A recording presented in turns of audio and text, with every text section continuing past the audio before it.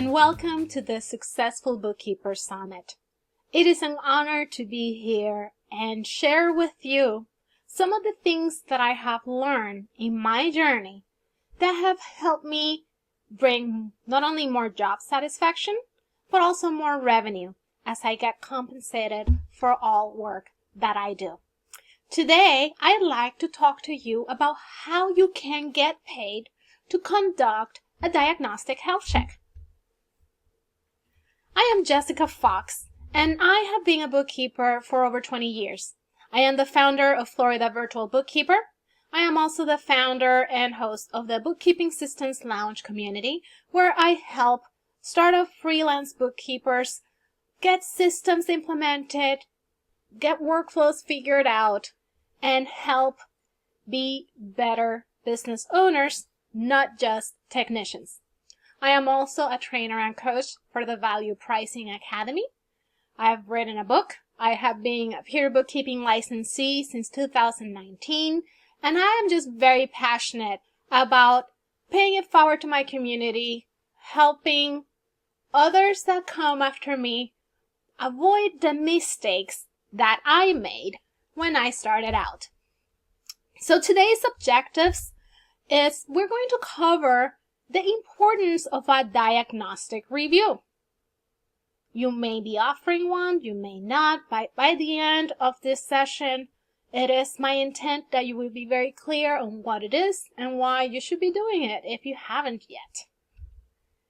We'll also talk about why you should get paid for conducting a diagnostic review. This is a very valuable service. Some people are giving it away for free. That used to be me a while back.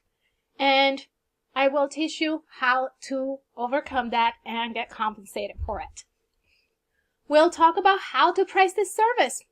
It's always a hot topic. Okay, I should get paid, but how much should I charge?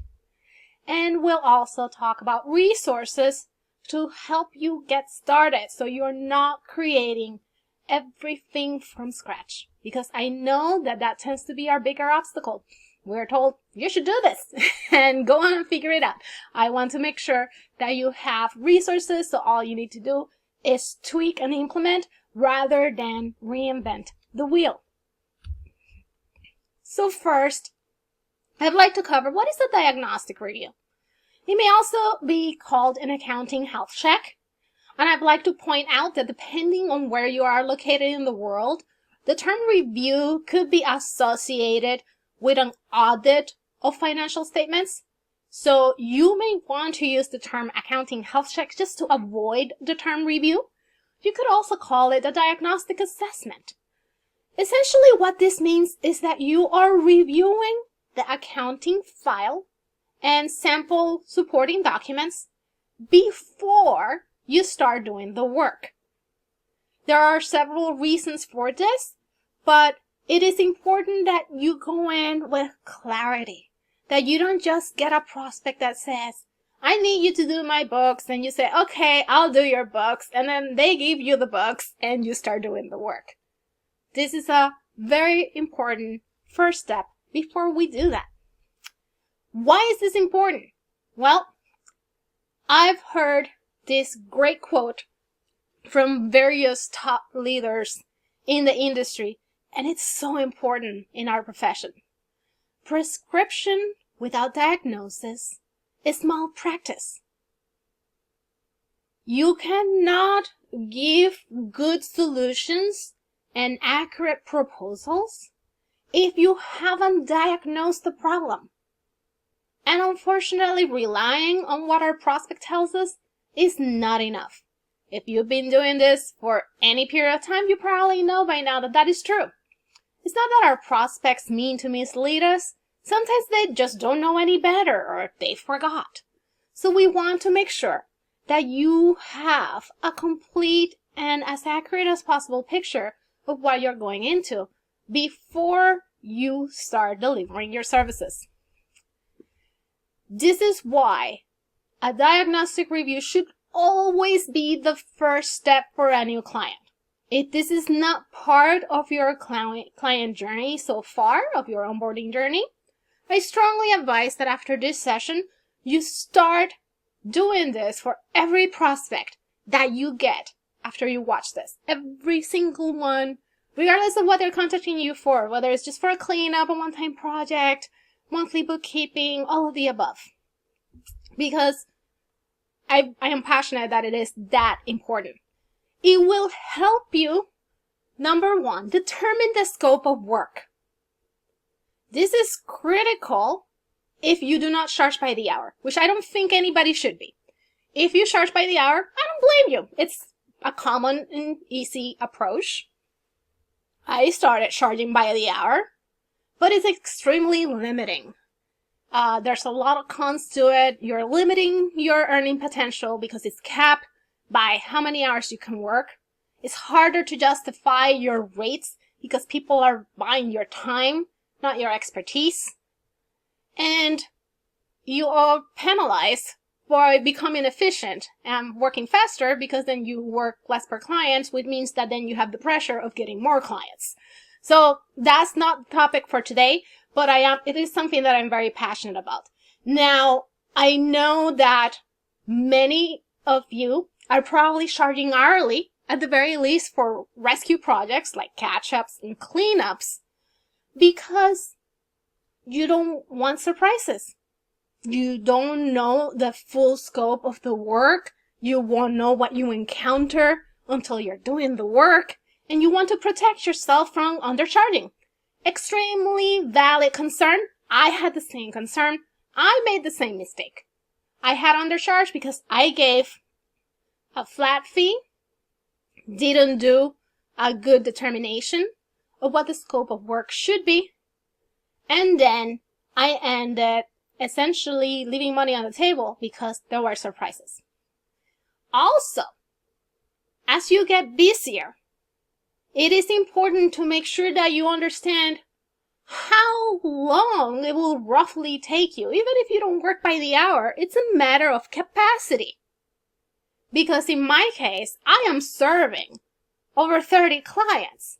If I have a rescue job, I need to see about roughly what needs to be done so that I can give the client a realistic timeline.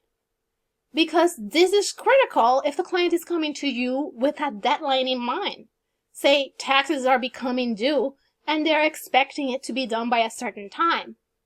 I no longer like to say, yes, I'll do it, and then end up having to sacrifice personal time, work extra time, ignore my other clients, just meet a deadline.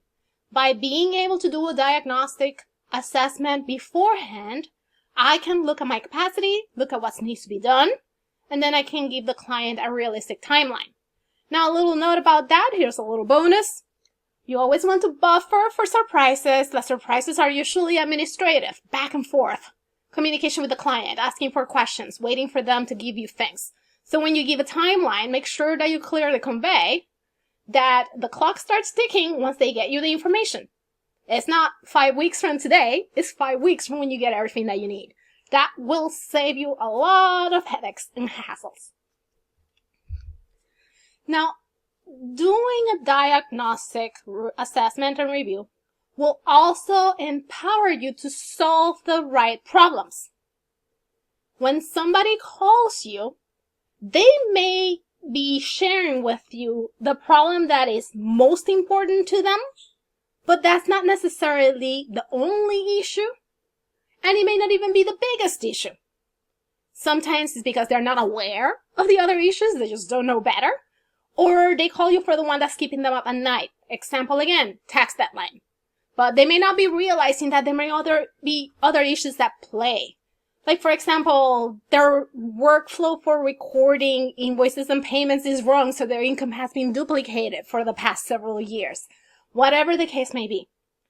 By you being able to do diagnostic review in advance, you're really going to show your expertise and set yourself apart from many other bookkeepers, because you're going to be able to point out things that they may not know about that need attention, and then you'll be able to provide solutions for that, therefore increasing your earning potential. Because suddenly, it's not just doing what they ask you to do, you're doing what needs to be done. You also will be able to confidently price the work and reduce scope creep. This is critical if you are charging flat fees or doing value pricing. You need to be confident about the price that you give. Clients don't like uncertainty. Clients don't like being told it's going to be this much today and then at the end of the project, oops, it exploded. So by doing this assessment, you know exactly what needs to be done. You can feel confident about the calculations that you make for the cost, and you have a clearly defined scope of service. What this means is that if there are surprises, say for example, they have this account that they never added to their books, so it was not disclosed, it was not part of the assessment that you made, how are we going to be able to get paid for that? By having a defined scope of work. And then I have a different session available in my community that you can watch to learn more about scope creep, but that's one of the reasons why this is so important. So, a very common question that I get is, how do you price a diagnostic review? You may have been doing it for free. I know that I did when I started. I essentially will get a prospect. I would ask them to give me access to their books. I would look at a couple of things, give them the price, and most of the time it was okay because they signed up for additional work and I got compensated. But if for whatever reason they did not convert into a client, either they didn't like my fee, decided to go with somebody else, or I just couldn't take them on as a client, I didn't have a good vibe, or I didn't have the capacity to meet their timeline, I would end up feeling resentful about the time that I spent reviewing their books that was essentially wasted time. So I always recommend that you get paid so that you're compensated. If they don't turn into a client, no big deal. You didn't waste your time. Now, there are different philosophies and approaches on how you can do this. So I'm going to walk you through my journey as I started. When I started, I charged a flat fee. This meant the same price for everyone. It doesn't matter the complexity. It doesn't matter how many years you were behind. It was the same price. It's better than not charging at all. But what I quickly learned is that I was spending the same amount of time and effort from diagnostic review to diagnostic review. Some people only had a handful of accounts, very low volume, and only needed me to review a couple of months. Other people had gigantic messes with lots of moving parts and complex balance sheets, and they were 10 years behind. So while this is better than nothing, and if you want to start with a flat fee, nothing wrong with that, it's not a really good long-term solution. So then I moved on to a flat fee that varied based on the complexity of the project, of the books. So for example, my first decision is a flat fee per fiscal year that I am reviewing. And then if you are behind for several years that you haven't filed taxes for and your books need cleanup for, I will just multiply that by the number of years. That was an improvement. That meant that those diagnostic reviews that were more involved had a higher price and I was well compensated. Then I got a little bit fancier, added other factors like, if they're using PayPal, if you work with PayPal, that's a whole nother animal, extra work than just a regular bank account. Some types of industries are more complex than others because, say, they have job costing or trust accounts or whatever the case may be. So you know your clients best, and I encourage you to reflect on your ideal client, the type of prospects that you get, and determine what will be the factors that would affect how you conduct a diagnostic review. Now, I offer value pricing. This means that I give my clients a choice of different packages. Value pricing is incredibly complex and I don't have enough time in this session to cover it, but I will tell you this much. It was a game changer for my business, and it can be a game changer for yours. Yes, it's confusing. It can be hard to learn and implement, but boy, was it worth the investment of time and effort for me to put that into place. So that is what I am going to focus on today. But don't feel like you need to jump into the deep end. It's okay to dip your toe in the water and gently, gradually go deeper and deeper. The key is to start somewhere.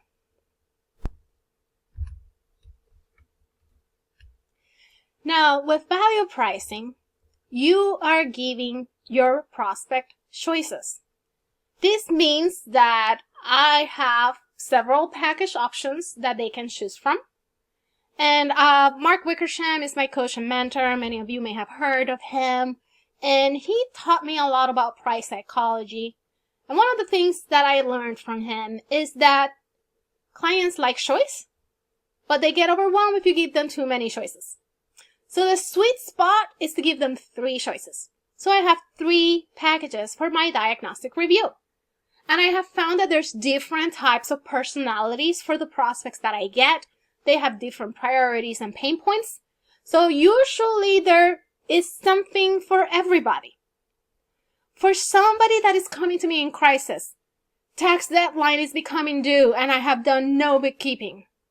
They are oftentimes just happy with the essential option because in there they're getting a detailed health check and a PDF report, and then I use the findings from the health check to create a proposal for what needs to be done.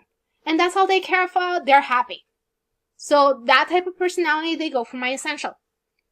Now there's a different type of personality that I get where yes, they are focused on just meeting the tax deadline, but they also want to know what went wrong. And those people may not be incredibly ambitious, but they just don't want, they want to see like, oh, I messed up. How can I prevent it from happening again? So for those people, they may choose the standard package because in there, they get a video explaining the findings. And this is a simple Loom video where I'm just sharing my screen, going over the highlights of the report, and pointing things out. Like, your books haven't been reconciled in 2 years. Or there's a reconciliation discrepancy. Or you have all this stuffing on depositing funds. Or your loans do not have interest. I am not telling them how it's fixed. I am only pointing out this is what's wrong and this is why it's important. Like, for example, your books haven't been reconciled for years. Well, you cannot rely on the accuracy of your financial reports because things may be missing or duplicated. You have things in undeposited funds, but your bank account is reconciled. This means that there's a good chance that you have duplicated income. Your loans have been posted straight to principal and no interest recorded. This means that your balance sheet is not showing the correct amount that you have due for the loan, and you are missing out on the deduction for the interest. These are all different examples of things. I am just saying this is what went wrong. We're not giving solutions here. And then I have the more ambitious business owner.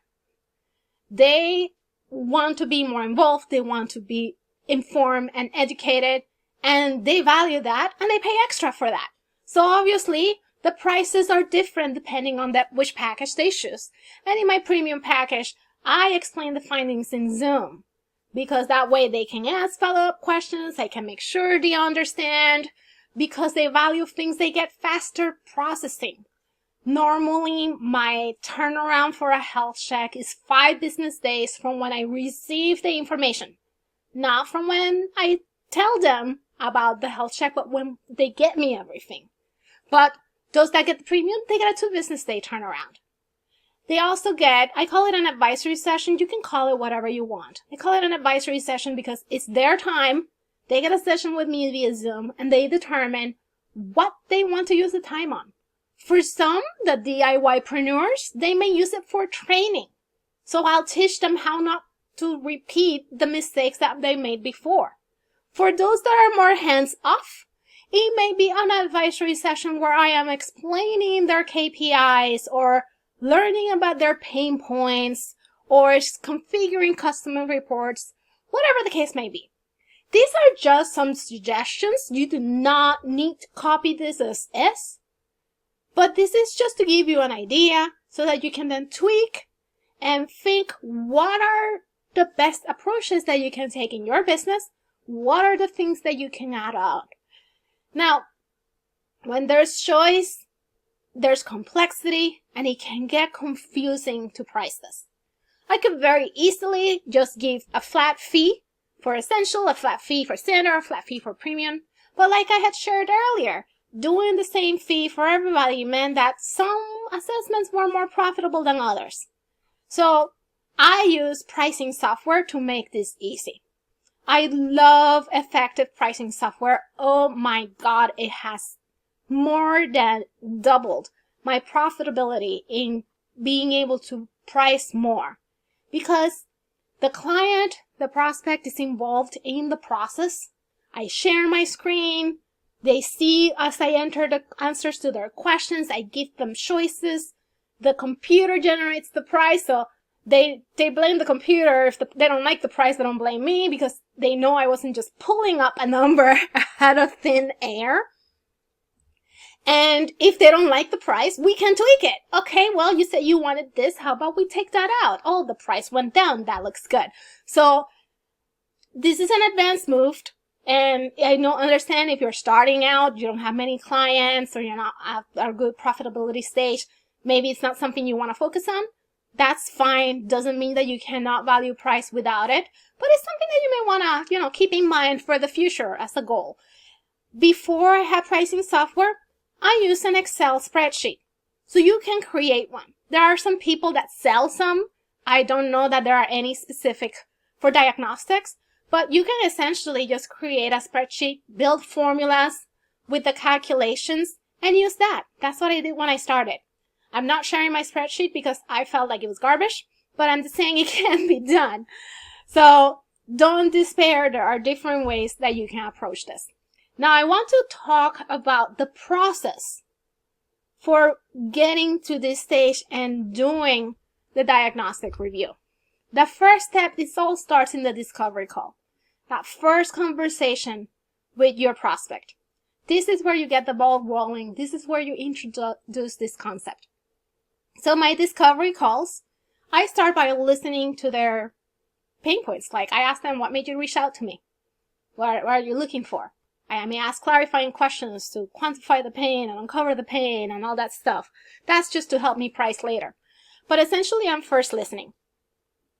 Once I get a pretty good idea of where they're at, how they got there, and where they're trying to get, then I explain how I work.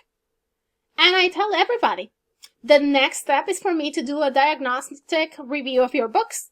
This allows me to see exactly what's going on with your file. Then I can make a customized recommendation on what needs to be done. And because I do not bill by the hour, this also allows me to give you a correct price so that you will not have surprises. I never have pushback. Never. I know a lot of people that tell me, oh, I'm scared because I don't want to, have people feel like I am charging to give them a quote.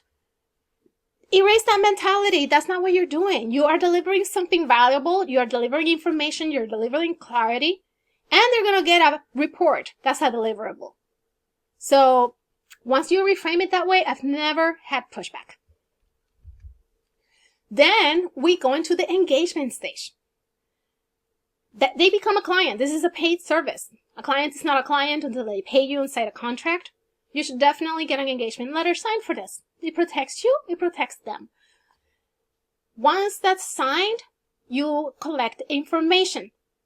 The information will vary depending on the type of business, but the ones that apply to everybody is their ledger. You need access to their books. Statements. Depending on the period, it will determine how many, but you want to look at various statements for all business accounts. And then depending on the industry or nuances, there may be additional things that you may want to look at. Then you go into the diagnostic review process. You give them a clear timeline. Like in my case, it's a standard turnaround time of 5 business days. Unless you pay for premium, then it's 2 business days. You pick the timeline that makes sense for your business. If you want to do it faster or slower, you do you. This is what works for me. So I have essentially like a detailed checklist that I go through as I am conducting the review. And that is the things that I look for. And when I'm explaining it to the prospect, I tell them it's kind of like when you take your car for an oil change and they do this 50-point inspection and they check all these things. It's a similar thing. It's like an oil change for your books. Then once the review is completed, I then deliver the report and have a conversation with the client to quote the next stage. Because then I know what they need. Do they need setup? Do they need cleanup? Do they need catch up? Are they up to date and we can go straight to bookkeeping? I have never encountered that. But whatever the case may be, we can come up with a customized strategy for the next steps. This has worked very well. I wish that I had set this up when I first started. I gave so much time and effort away. First, because I didn't do any checks at all. And then I was burning myself with surprises. Then because I was giving away the checks when really I should have been doing this all along. So it's totally something that I advise anybody to implement in your business now if you haven't yet. Now I want to go into some frequently asked questions because we're limited in time today, so I cannot give you everything from A to Z. But there are some questions that I heard more than once, and I imagine if you're watching, it's a question that you probably have or somebody sitting watching with you may have as well. So the first question that I get is, what if the prospect doesn't have any books? It happens. Sometimes people come to you and they've been in business and they have nothing. Or at least nothing good. I still do a diagnostic review. It just looks a little bit different. So if they don't have a QuickBooks file to gift me, I ask them, well, what have you been using so far? Some of them may have spreadsheets. I've had some people that have shown me like the good old-fashioned ledgers that you get from the office supply store. Other people really have nothing, but they have statements because they've been in business. So then that review will look slightly different because I will be reviewing the history from the statements and reports that they give me. So I will look at bank statements, credit card statements, loan statements. If they have payroll, I will look at their payroll reports. If they have sales tax obligations, I will look at their sales tax returns. If they sell online, I will look at their e-commerce reports. If they have a store, I will look at their point of sale reports. You see where I'm going with this? Everybody has something to look at. Even if it's somebody that is contacting me pre-revenue, they haven't opened yet, they have no transactions to show, I can still have a pretty good assessment just by talking to them and getting clarity on their plans. How many accounts are you thinking about opening? Who do you plan to use for a payment processor? Are you planning to connect the CRM to your books? What are you thinking about using to your books?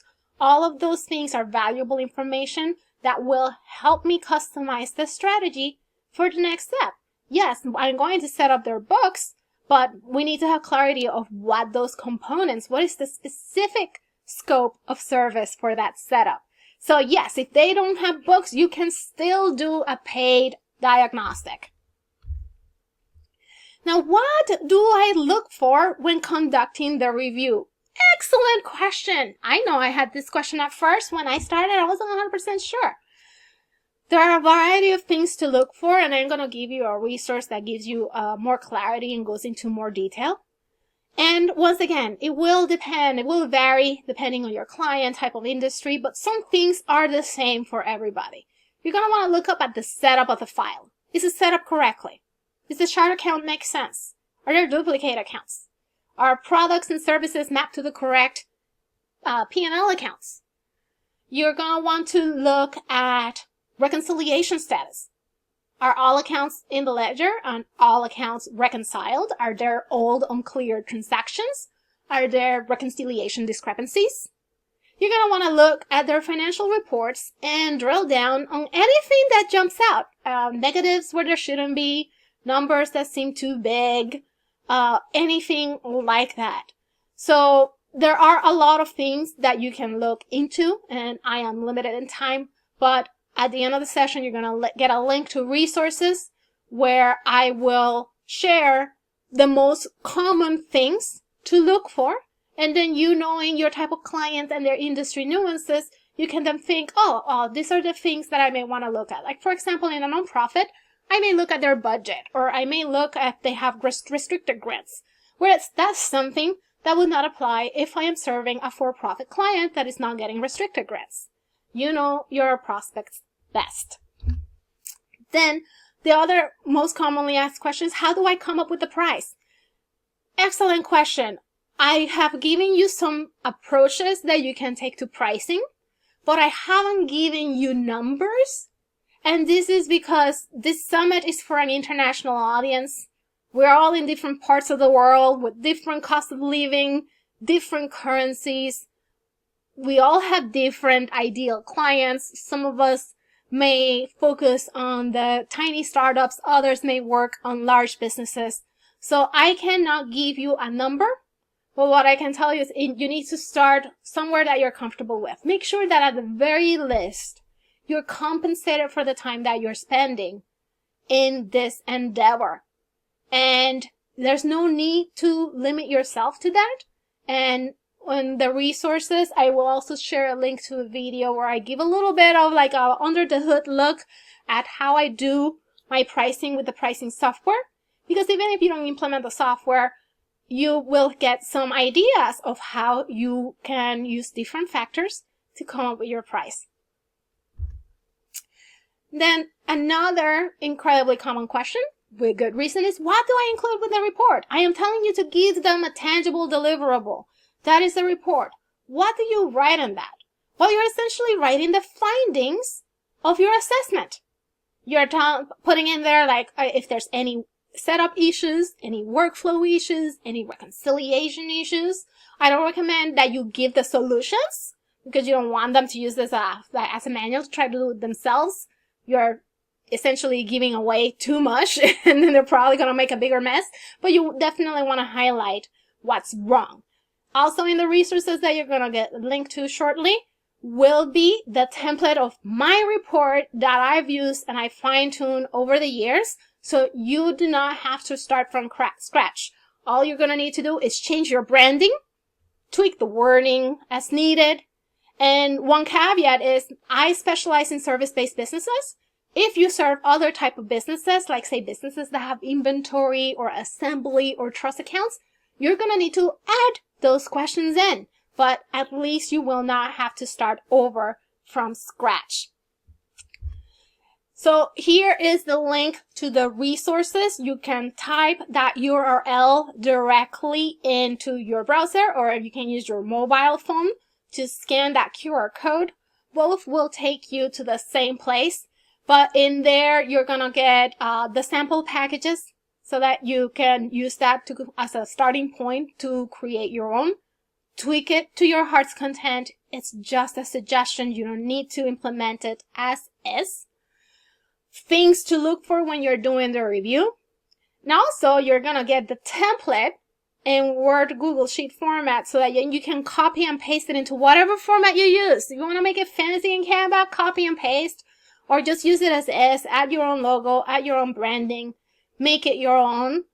And also, you will get a link to a video that I recorded where I teach how I automated the process of generating the report. So before, I used to do the review, have my checklist, make my notes, then I needed to turn around and type everything up. Not anymore. Everything is automated, so I essentially have a form. As I am doing the review, I am typing directly in the form. Once I hit submit, the system automatically generates a beautifully formatted PDF that's ready to just give to the client. And it's such a huge time saver. I am sharing a video on how to do that. If you wish to use that app, you don't have to, but at least you have that resource available. It is my goal to try to give you as much actionable information so that you can just hit the ground running and start implementing this. I know that we are so busy running our businesses, and you're getting bombarded with so much valuable information in this summit that it's impossible to implement everything at all. But I want you to at least get started. It's okay If you're just starting and kind of rough around the edges, if you haven't been value pricing, I don't expect you to jump into the deep end like that, but start somewhere. This is critically important, and you will reap the rewards in your business very, very quickly. So I want to thank you for your time. It's been a pleasure to share this with you. This is the same QR code from the previous slide if you didn't get a chance to scan it. And also the link to the resources is in this slide. I am unable to answer questions live, but if you have any questions, you can join me in the Bookkeeping Systems Lounge. It's a free community, and you can post all your questions there. You can also access additional content. I am available on LinkedIn under Jessica B. Fox. I also have a YouTube channel that you can subscribe, and you can find the video that I reference among other videos, and that is the Bookkeeping Systems and Workflows on YouTube. I encourage you to subscribe. Give me feedback if you have ideas for future content. I am all ears. In the meantime, I just want to encourage you to please take action. Don't just take notes. And it's okay if you are not able to implement everything at once. But don't just take notes and forget about it after the summit is over. It's so easy to just get drawn back into work. And next thing you know, the next year's summit is around and you didn't implement anything from this one. So I encourage you to pick at least 3 things that you feel will have the biggest impact for you. And if this is one of them, by all means do that. And make it a goal to try to take action on those over the next 30 days. I look forward to celebrating your success. So if you see me virtually at any other event or Zoom meeting or community, say hello. Let me know what you thought about the session. And let me know what the results you got. I want to celebrate with you. And just know that you are not alone. I am cheering for you. And I do sincerely hope that you enjoy the rest of the summit. Take care.